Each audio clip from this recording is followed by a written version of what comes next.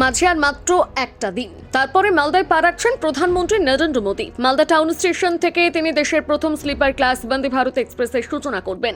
সেদিকে লক্ষ্য রেখে আপাতমস্তক বদলে ফেলা হচ্ছে স্টেশনের সামনের অংশ।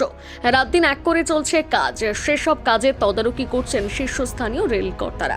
রেল সূত্রে খবর, 16ই জানুয়ারি মালদা টাউন স্টেশনের 1 নম্বর প্ল্যাটফর্মে পৌঁছে যাবে স্লিপার ক্লাস বন্দে ভারত এক্সপ্রেসের রেক।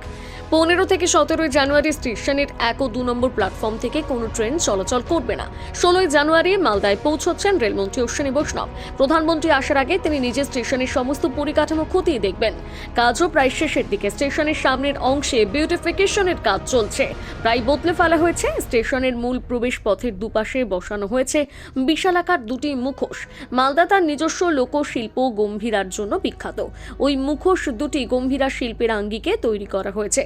স্টেশনের বাইরে সবুজ ঘাসের ওপর বসেছে শ্রী চৈতন্যের ফাইবারের মূর্তি। বসানো হয়েছে বাঁকুড়া টেরাকোটা শিল্পের কিছু মুরাল। নতুন চারাগাছও বসানো হচ্ছে সেখানে। মালদা টাউন স্টেশন পরিদর্শন করতে যান মালদা রেলওয়ে ডিভিশনের DRM মনীশ কুমার গুপ্তা, সাথে ছিলেন ডিভিশনের রেল আধিকারিকরা।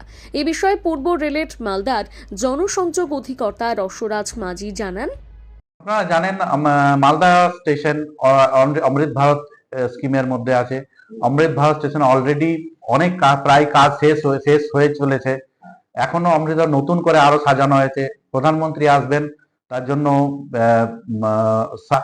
বিভিন্ন স্টেশনের যাবতীয় নতুন করে আবার সাজানো হয়েছে। এখন আমরা চরম ব্যস্ততার মধ্যে আছি, কারণ মাননীয় প্রধানমন্ত্রী আসছেন।